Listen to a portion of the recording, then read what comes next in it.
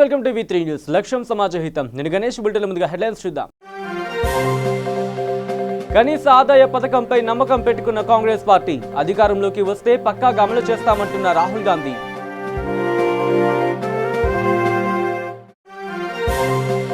మోదీనే మళ్లీ ప్రధాని కావాలని కోరుతున్న రాజస్థాన్ గవర్నర్. రాజ్యాంగ పదవులకు మచ్చ తెచ్చేలా ప్రవర్తిస్తున్న కళ్యాణ్ సింగ్ అంటున్న ప్రతిపక్షం.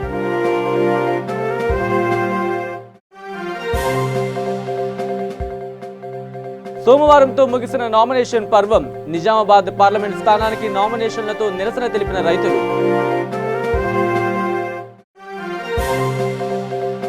ప్రచారంలో దూసుకుపోతున్న AP CM Chandrababu Naidu. KCR sentiment నే బలంగా వాడుకుంటున్న టీడీపీ బాస్. ఇక డీటెయిల్స్లోకి వస్తే కాంగ్రెస్ పార్టీ అతిపెద్ద ఎన్నికల వాగ్దానం చేసింది. పేదలకు కనీస ఆదాయ పథకం అమలు చేస్తామని, పేదల అభ్యున్నతే తమ లక్ష్యమని ప్రకటించింది. దేశంలో పేదరిక నిర్మూలనకు కాంగ్రెస్ చిత్తశుద్ధితో కృషి చేస్తుందని పేర్కొంది.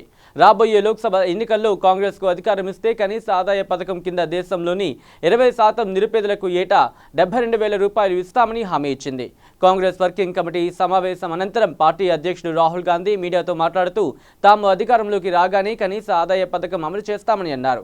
కనీస ఆదాయ పథకం కింద దేశంలోని 20% మంది నిరుపేద కుటుంబాలకు ఏటా 72,000 రూపాయల చొప్పున నేరుగా వారి అకౌంట్లో జమ చేస్తామని రాహుల్ గాంధీ చెప్పారు. కనీస ఆదాయ పథకం ద్వారా 5 కోట్ల కుటుంబాలు, 25 కోట్ల ప్రజలు నేరుగా లబ్ధి పొందుతారని రాహుల్ తెలిపారు. ఇందుకు సంబంధించిన అంచనాలని పక్కాగా రూపొందించడం జరిగిందని తెలిపారు. ఆర్థిక పరంగా ఇది ఆచరణ సాధ్యమైన పథకం కూడా. ప్రపంచంలో ఎక్కడా ఇలాంటి పథకం లేదు అని ఆయన పేర్కొన్నారు. ప్రధాని నరేంద్ర మోదీపై రాహుల్ మరోసారి విరుచుకుపడుతూ దేశంలోని ధనవంతులకు ప్రధాని మోదీ డబ్బులిస్తే తాము దేశంలోని పేదలకు డబ్బులిస్తామని చెప్పారు. తమ పార్టీ మేనిఫెస్టోలో ఈ పథకానిదే కీలక భూమిక అని చెప్పారు. అనేక సమస్యలకు ఈ పథకం చక్కటి పరిష్కారమని, దేశంలో పేదరిక నిర్మూలనపై తాము ప్రత్యేక దృష్టి పెట్టామని చెప్పారు. కాగా రాహుల్ ప్రకటించిన కనీస ఆదాయ పథకం గతంలో ఇందిరాగాంధీ తీసుకువచ్చి ఆ తర్వాత రాజీవ్ గాంధీ కొనసాగించిన గరీబీ హఠావోతో దగ్గర పోలికలున్నట్టు సమాచారం.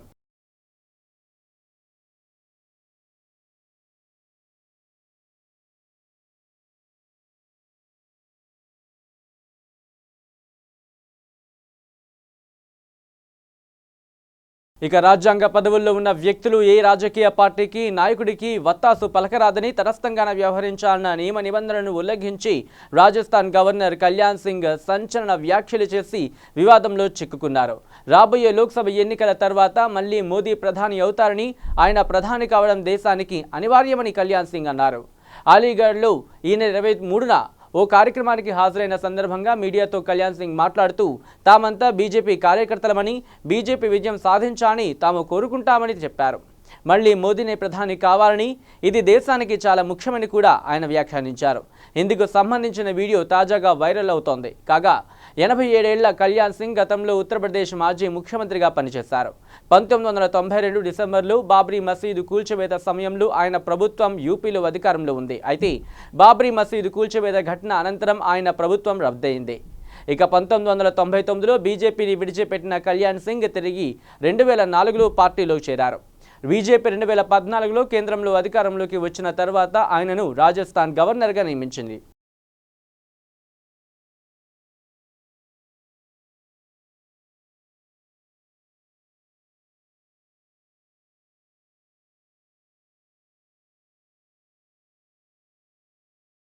ఇక సీఎం కేసీఆర్కు మాజీ ఎంపీ వివేక్ బహిరంగ లేఖ రాశారు. ఒక ప్లాన్ ప్రకారమే తాను పోటీ చేసే అవకాశం లేకుండా కేసీఆర్ చివరి క్షణంలో టికెట్ నిరాకరించారని ఆవేదన వ్యక్తం చేశారు.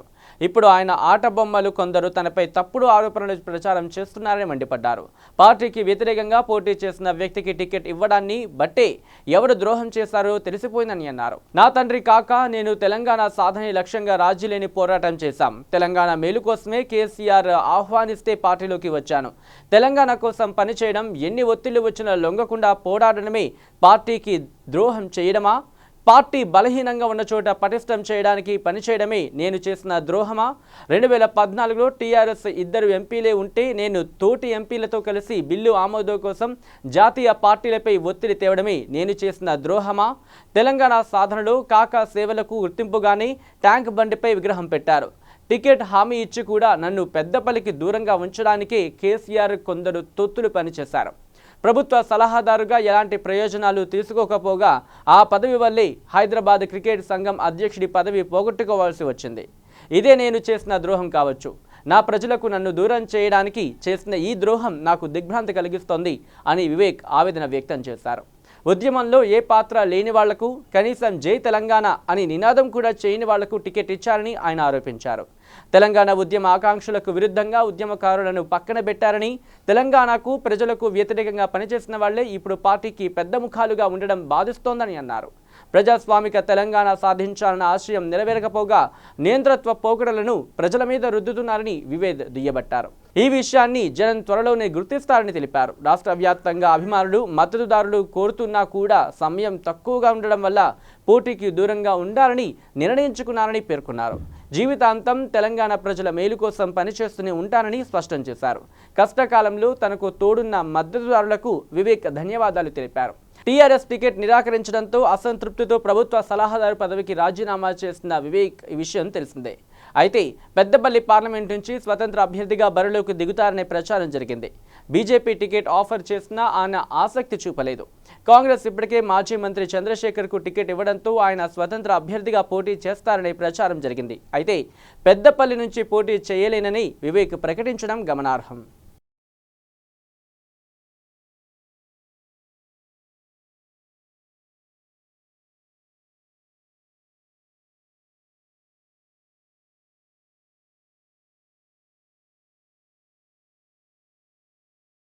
ఇక నిజామాబాద్ లోక్సభ స్థానానికి నామినేషన్ వేసేందుకు రైతులు బారులు తీరారు. ఎన్నికల కార్యాలయం గేటు ముందు ఎర్రజొన్న, పసుపు రైతులు భారీ ఎత్తున చేరారు. ఉదయం 10 గంటల నుంచే సుమారుగా 300 నుంచి 400 మంది రైతులు నామినేషన్ ప్రక్రియ కోసం తరలివచ్చారు. నామినేషన్ వేసే రైతులు వివిధ పార్టీల నాయకులతో కలెక్టరేట్ ప్రాంగణం కిక్కిరిసిపోయింది. సంవత్సర కాలంగా తాము ఎన్నో ధర్నాలు చేశామని, కానీ తమ బాధల్ని పట్టించుకునే వారే లేరని ఓ రైతు మీడియాకు తెలిపారు.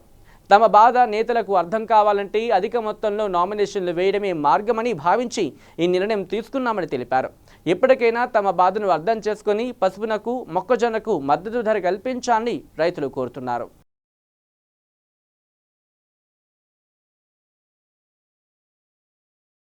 ఇక ప్రజాశాంతి అధ్యక్షుడు కేఏ పాల్కు షాక్ తగిలింది. నామినేషన్ సమయం ముగియడంతో ఆయన నామినేషన్ను అధికారులు తిరస్కరించారు. భీమవరంలో కేఏ పాల్ నామినేషన్ను వేసేందుకు వచ్చారు. ఆలస్యంగా వచ్చారంటూ నామినేషన్ తిరస్కరించినట్లు అధికారులు పేర్కొన్నారు. నరసాపురంలో ఎంపీ నామినేషన్ను ఆలస్యంగా తీసుకున్నారని, అందుకే భీమవరం రావడం ఆలస్యమైందని కేఏ పాల్ ఆరోపించారు. చంద్రబాబు, జగన్, పవన్ కళ్యాణ్లు కుట్ర పన్నారని కేఏ పాల్ మండిపడ్డారు. గెలుస్తానన్న భయంతో భీమవరం ఆలస్యంగా చేరుకునేలా చేశారని కేఏ పాల్ విమర్శించారు. నరసాపురంలో ఎంపీగా గెలిచి నేనేంటో చూపిస్తానని కేఏ పాల్ స్పష్టం చేశారు.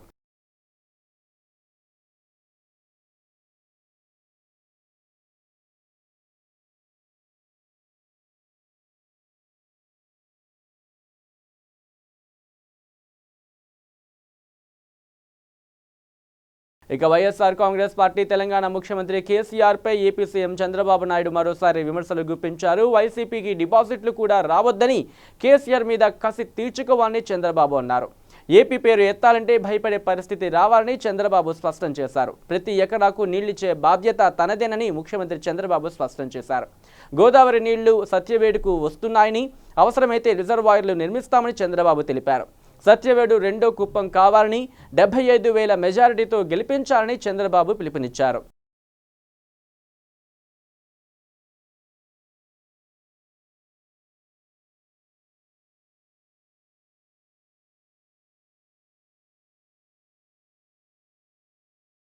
ఇక వైసీపీ అధినేత జగన్ పై ఏపీ సీఎం చంద్రబాబు నాయుడు తీవ్ర స్థాయిలో ధ్వజమెత్తారు. జగన్ను నమ్ముకుంటే జైలుకు పోతారని, జగన్ను చూస్తే పారిశ్రామికవేత్తలు పారిపోతారని వ్యాఖ్యానించారు. ప్రస్తుతం జరుగుతున్న ఎన్నికలు వైసీపీకి, టీడీపీకి మధ్య కాదని, టీడీపీకి, టీఆర్ఎస్కి మధ్య అని ఆయన వ్యాఖ్యానించారు. జిల్లాలోని వెంకటగిరిలో CM Chandrababu Naidu road show నిర్వహించారు. 60 ఏళ్ల కష్టార్జితం హైదరాబాద్ను తీసుకున్నారని అన్నారు. కట్టుబట్టలతో ఆదాయం లేకుండా వచ్చామని, తెలంగాణ నుంచి ఏపీ వాటాగా 1,00,000 కోట్లు రావాల్సి ఉందని వివరించారు. వాటిని ఎగ్గొట్టడానికి తెలంగాణ ప్రభుత్వానికి వైసీపీ సహకరిస్తోందని చంద్రబాబు ఆరోపించారు. ఇక వివేక హత్య కేసులో సాక్ష్యాలు కూడా లేకుండా చేయాలని చూశారని ఆయన ఆరోపించారు. ఆయన కూతురిని కూడా బెదిరిస్తున్నారు. తండ్రి చనిపోయి దుఃఖంలో ఉన్న వివేకానందరెడ్డి కూతురిని రోడ్ల వెంట తిప్పుతున్నారంటూ రాజకీయాలు చేస్తున్నారంటూ విమర్శించారు బాబు. జగన్కు రాజకీయ వారసత్వం కన్నా రాక్షస వారసత్వం ఎక్కువగా వచ్చింది. జగన్ లాంటి వ్యక్తులు వస్తే రక్షణ ఉంటుందా? మీ ఇంట్లో మీరు పడుకునే పరిస్థితి కూడా ఉండదు.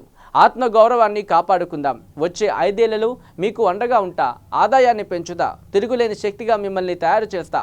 తెలంగాణను మించి ఏపీ ఉంటుంది. ఒక్క సీటు కూడా వైసీపీ గెలవడానికి వీలులేదు. వెంకటగిరి రాజాలు అవినీతిపరుల పంచన చేరారు. వెంకటగిరి రాజాలను టీడీపీ గౌరవించింది. అయినా తాత్కాలిక ప్రయోజనాల కోసం వారు జగన్ పంచన చేరారు అని అన్నారు బాబు. బీసీలపై మీ కుటుంబానికి ఏం గౌరవం ఉందో మీ తాత చేయించిన హత్యలే చెబుతాయంటూ జగన్ను ఉద్దేశించి సీఎం చంద్రబాబు నాయుడు తీవ్ర వ్యాఖ్యలు చేశారు. 26 బీసీ కులాలను కేసీఆర్ ఓసీలుగా చేస్తే ఎందుకు మాట్లాడలేదని జగన్ను ప్రశ్నించారు చంద్రబాబు. ఆడబిడ్డలకు పసుపు కుంకుమ ఇవ్వడం మా సంస్కారం. సొంత పిన్ని పసుపు కుంకుమలు తీసేసినది మీ సంస్కారం అని దుమ్మెత్తిపోశారు. 2 పార్టీలకు ఎంత తేడా ఉందో ఇంతకంటే వేరే చెప్పనక్కర్లేదని అన్నారు చంద్రబాబు.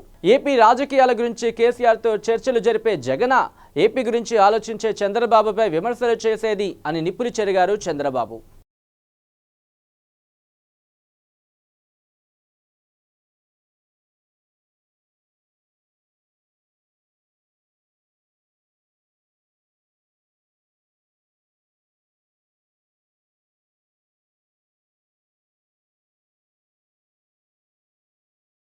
బులెటిన్లో షార్ట్ బ్రేక్ తీసుకుందాం. శ్రీ గాయత్రీదేవి జ్యోతిషాలయం దిల్సుఖ్ నగర్. శ్రీ పండిట్ సాయిరాం శాస్త్రి గారు గత 30 సంవత్సరాలుగా దిల్సుఖ్ నగర్ లో స్థిరంగా ఉంటున్నారు. మీరు చేస్తున్న ప్రయత్నాలు విఫలమగుట, కార్యక్రమాలయందు ఆలస్యం, అనుకోని చిక్కులు, వివాహ ప్రయత్నం ముందుకు సాగక వివాహ ఆలస్యం, ఉద్యోగం, ఆరోగ్యం, దాంపత్యం, సంతానయోగం, విదేశీయానం, భూ వివాదములు మరియు వ్యాపారాదులలో సమస్యలకు జ్యోతిష్యపరమైన పరిష్కారమునకై పుట్టిన తేదీ, బొటనవేలు ముద్ర, హస్తరేఖలు, జాతకం చూసి వివరముగా జ్యోతిష్యం చెప్పగలరు. మీరెక్కడెక్కడో జ్యోతిష్యమడిగి నిరాశ చెంది ఉండవచ్చు. ఒక్కసారి శ్రీ సాయిరాం శాస్త్రి గారిని సంప్రదించండి. గమనిక: స్త్రీ పురుషుల ఎటువంటి జీవిత సమస్యలకైనా పూజ, హోమం, అంజనం, యంత్రం, మంత్రం ద్వారా 9 రోజుల్లో గాయత్రీదేవి సాయిబాబా పూజ చేసి శాస్త్రోక్తంగా పరిష్కారం చూపగలరు. గాయత్రీదేవి జ్యోతిష్యాలయం, flat number 101, first floor, Shilpi apartments, A block, near Konark theatre, Dilsukh Nagar, Hyderabad. Cell 9949373448 94405370444.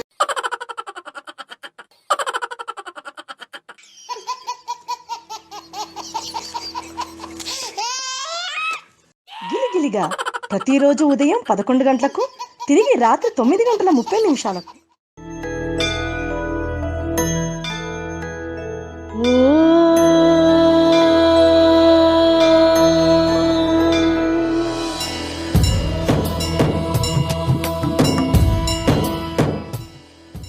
గుడి గంటలు ప్రతిరోజు ఉదయం 6 గంటలకు. వయసుతో సంబంధం లేకుండా heart attack, stroke, cardiovascular disease వలన ప్రతిరోజు ఎంతో మంది మరణిస్తున్నారు. దీనికి కారణం ఆహారపు అలవాట్లు, coronary risk factors, sugar, BP, అధిక కొలెస్ట్రాల్, ఊబకాయం, వ్యాయామం చేయకపోవడం, మానసిక ఒత్తిడి, రక్తనాళాలలో కొవ్వు చేరడం. అయితే గుండె సంబంధిత వ్యాధులు ఉన్నవారికి మరియు భవిష్యత్తులో గుండె సంబంధిత వ్యాధులు రాకుండా ఉండటానికి హార్ట్ ప్లస్ ఔషధం చక్కగా పనిచేస్తుంది. హార్ట్ ప్లస్ ఔషధ శక్తి హృదయ కండరాలను మృదువుగా ఉంచుతుంది. కరోనరీలో రక్త ప్రసరణ సాఫీగా జరిగేట్లు చూస్తుంది. రక్తనాళాల్లో గడ్డకట్టిన రక్తాన్ని కరిగిస్తుంది. గుండె నొప్పి నుండి ఉపశమనం కలిగిస్తుంది. లో బీపీ, హై బీపీ నుండి కాపాడుతుంది. రక్తంలో ఆక్సిజన్ శాతం పెంచుతుంది.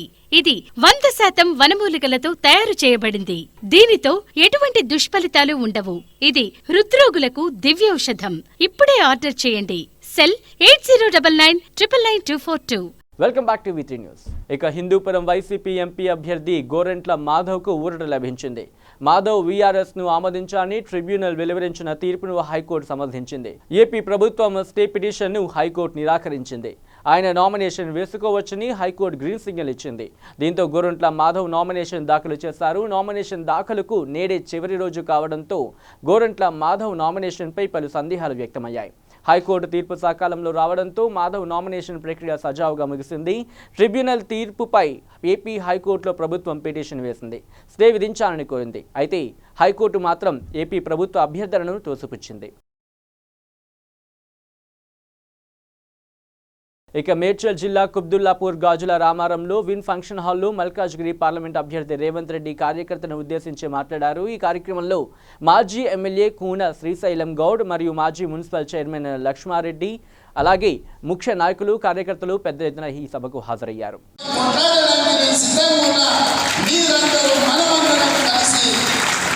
సమన్వయం చేసుకుంటే మనం ఖచ్చితంగా గెలుస్తాం. నేను ఎందుకు ఈ మాట చెప్తున్నా బూత్కు 300 ఓట్లు రావాలి, మనకి ఎక్కువ అక్కర్లేదు. 2923 బూతులు ఉన్నాయి అంటే దాదాపు 3000 బూతులు అనుకోండి. బూత్కు 300 ఓట్లు వేయించుకుంటే 3000 బూతులు వేయించుకుంటే 9 లక్షల ఓట్లు అయింది. మన టీఆర్ఎస్కి 8 లక్షలు వస్తేనే 3 లక్షల మెజారిటీ వచ్చింది. 9 లక్షల ఓట్లు టార్గెట్ పెట్టుకొని ప్రతి బూత్లో టిప్పు పెట్టుకొని కార్యకర్తలకు సూచన చేస్తున్నా. ఓటర్ లిస్ట్ ముందు పెట్టుకొని 10 మంది ఆ బూత్లో ఉండే క్రియాశీలక కార్యకర్తలు కూర్చోడు. ఈ 10 మంది టిప్పు పెట్టుకొని ఎవరు మనకు కావాల్సిన వాళ్ళు ఉన్నారు, ఏ కుటుంబాన్ని మనం ఓటేపిస్తాం టిప్పు పెట్టుకొని 300 ఓట్లను ఈ 15 రోజులు మనం రోజు పొద్దున సాయంత్రం వాళ్ళని కలిసి వాళ్ళకు చెప్పి ఎన్నికల రోజు పొద్దునే వాళ్ళ ఇంటికాడిపోయి తీసుకుపోయి పోలింగ్ బూత్లో ఓట్లు వేయించి తీసుకునేసేగా ధనవంతులకు దందా చేసుకోవడానికి టికెట్లు ఇచ్చింది కదా, ప్రజల దగ్గరికి ఎట్లా పోతారంటే దేశాలకు నవ్వు నవ్వి అన్నాడంట. ఇవాళ తెలంగాణ సమాజం మనుషుల్ని కాదు, నా ఎడంకాన్ని చెప్పు నిలబెట్టిన ప్రజలు ఓట్లు వేయవచ్చిందే, ఓట్లు వేయకుండా ఎక్కడ పోతారు, ఓట్లు వేయకపోతే నీకు విమానం మొత్తం పోతుందని చెప్పినాడు. ఇట్లాంటి పరిస్థితి ఎప్పుడైనా ఉన్నదా? తెలంగాణ సమాజం ఇట్లాంటి పోకడలను ఎప్పుడైనా చూసిందా? ఇంత అహంకారం చంద్రశేఖరరావు గారికి అవసరమా? అంటే నా కాళ్ళు చెప్పులు పెట్టినా కూడా ప్రజలు ఓట్లు వేస్తారన్నంత ఖండకావరం ఎందుకు వచ్చిందంటే మొన్న జరిగిన ఎన్నికలల్లో ఆయన ఆశించిన దానికంటే మీరు ఎక్కువ ఇచ్చారు. ఆయన 60 అడిగితే మీరు 88 ఇచ్చారు. దాంతో ఏమైంది? ఆయన అన్యాయం చేసి గెలిచిందో అడ్డగొల్లి గెలిచిందో కానీ ఇప్పుడు మాత్రం ప్రజలంటే లెక్కలేని ధనం వచ్చింది.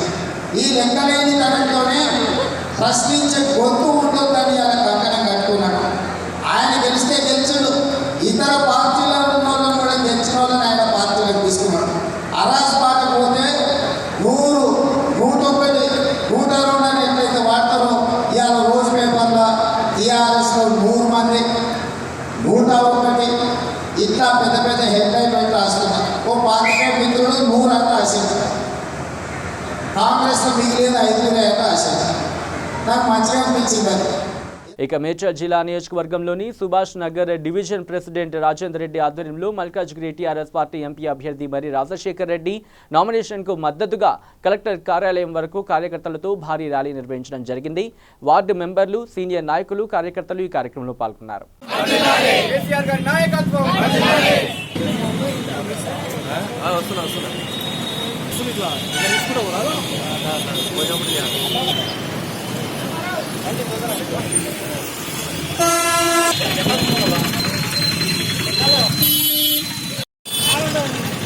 జై తెలంగాణ, జై తెలంగాణ, కేసీఆర్ గారి నాయకత్వం, కేసీఆర్ గారి నాయకత్వం, గుర్తుకే జై తెలంగాణ. ఇక ఆలూరు నియోజకవర్గ వైఎస్ఆర్సీపీ అభ్యర్థి గుమ్మనూరు జయరాం అట్టహాసంగా 2వ సెట్ను మాజీ ఎంపీ బుట్టా రేణుక, మాజీ ఎమ్మెల్యే పాటిల్ నీరజారెడ్డి, గుమ్మనూరు ఈశ్వరుడు కలిసి ఎన్నికల రిటర్నింగ్ అధికారికి అందజేశారు.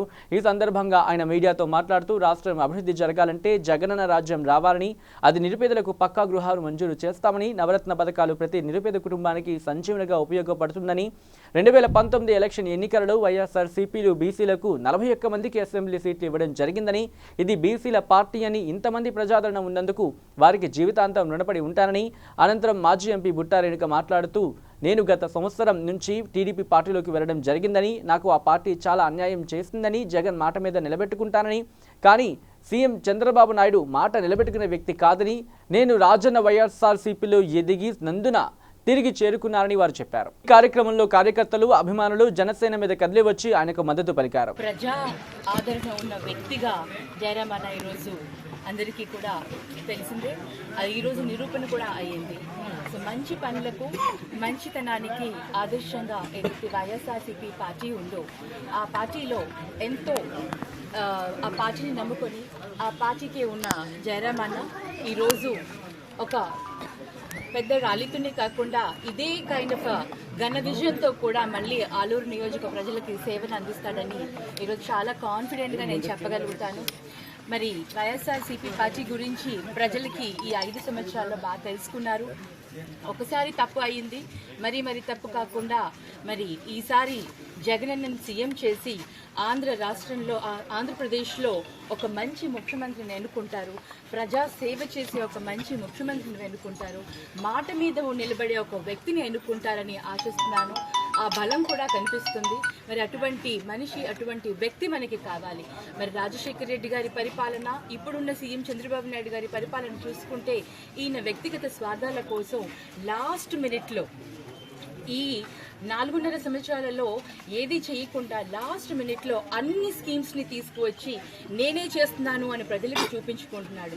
ప్రజలందరికీ కూడా తెలుసు ఆయన ఏం చేస్తున్నాడు, ఎలా చేస్తున్నాడు అనేసి. పసుపు కుంకుమ పేరు కింద నిన్న మీరే చూశారు, వాళ్ళ మనిషి స్టేజ్ పైన పసుపు కుంకుమ పథకము స్కీమ్ ఏ విధంగా రన్ అవుతుందో ఆయన ఖచ్చితంగా చాలా క్లియర్గా చెప్పాడు. అంటే ఆ జరుగుతున్న అన్యాయాన్ని వాళ్ళు కూడా దాచుకోలేకపోతున్నారు, దాన్ని బయట పెట్టేస్తున్నారు. నిన్న ఆయన చెప్పింది అక్షరాల నిజం. ఏదైతే పసుపు కుంకుమ పథకం కింద మహిళల్ని మభ్యపెట్టేందుకు గతంలో అతను 5 ఏళ్ళు ఎమ్మెల్యే ఉన్నాడు. మన గవర్నమెంట్ లేదు కాబట్టి, వైఎస్ఆర్ లేదు కాబట్టి అతను ఏ పని అతను చేయాలనుకుని చేయలేదు. జయరాం గారిని అత్యధిక మెజార్టీతో గెలిపించారని అందరినీ హృదయపూర్వక నమస్కారం. 6 మండలాల నుంచి వచ్చిన వైఎస్ఆర్ కుటుంబ సభ్యులకు మరియు తోటి అన్నదమ్ములకు నా నమస్కారం. ఈరోజు నేను 2వ సెట్ నామినేషన్ వేయడం జరిగింది. నాకు మద్దతుగా మన బుట్ట రేణుకమ్మ గారు, మరి నీర్జమ్మ గారు ఈరోజు నాకు మద్దతు తెలుపుతూ ఈరోజు చాలా బ్రహ్మాండమైన ఆలూరు నియోజకవర్గం మరి వైఎస్ఆర్ కాంగ్రెస్ పార్టీ కైవసం చేసుకుంటుందనేది ఇది ఒక నిదర్శనం అని చెప్పేసి నేను చెప్పగలను. కాబట్టి ఏదేమైనా మన రాష్ట్రం 5 కోట్ల ప్రజలు సురక్షితంగా వర్షాలు బాగొచ్చి ఈ మాటికి ఖచ్చితంగా మన నియోజకవర్గం ఈరోజు.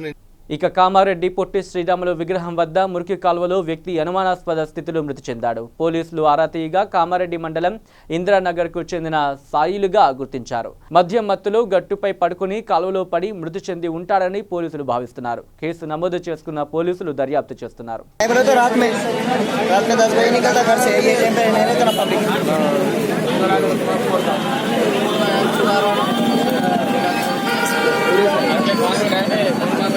ఇతరకాలం ఉంటాడు, డైలీ మార్కెట్లో కూరగాయల షాప్లో పనిచేస్తాడు. ఆయన ఇక్కడ డ్రింక్ వేసుకుంటాడు. నిన్న ఎప్పలేకనే డ్రింక్ వేసుకుని ఇక్కడ వన్ నాటున్నాడు, మూలపడి చనిపోయాడు.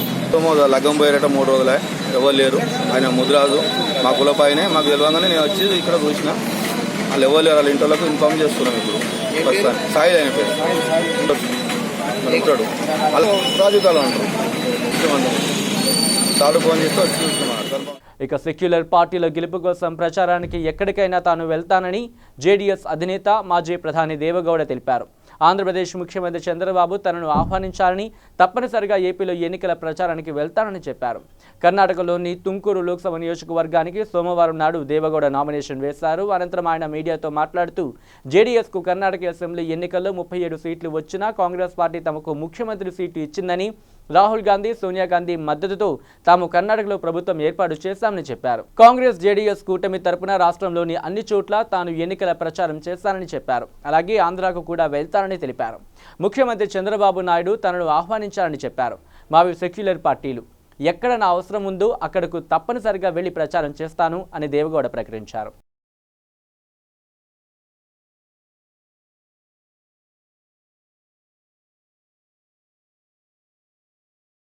ఇవి బులెటిన్ అప్డేట్స్. కీప్ వాచింగ్ వి3 న్యూస్. లక్ష్యం సమాజహితం.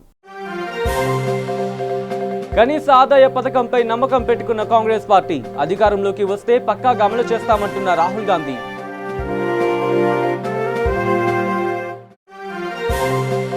మోదీనే మళ్లీ ప్రధాని కావాలని కోరుతున్న రాజస్థాన్ గవర్నర్. రాజ్యాంగ పదవులకు మచ్చ తెచ్చేలా ప్రవర్తిస్తున్న కళ్యాణ్ సింగ్ అంటున్న ప్రతిపక్షం.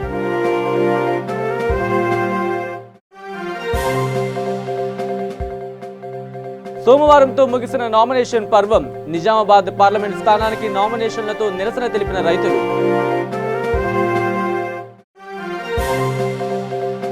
ప్రచారంలో దూసుకుపోతున్న AP CM Chandrababu Naidu. KCR sentiment నే బలంగా వాడుకుంటున్న టీడీపీ బాస్. ఇవి bulletin updates. Keep watching V3 news. లక్ష్యం సమాజహితం.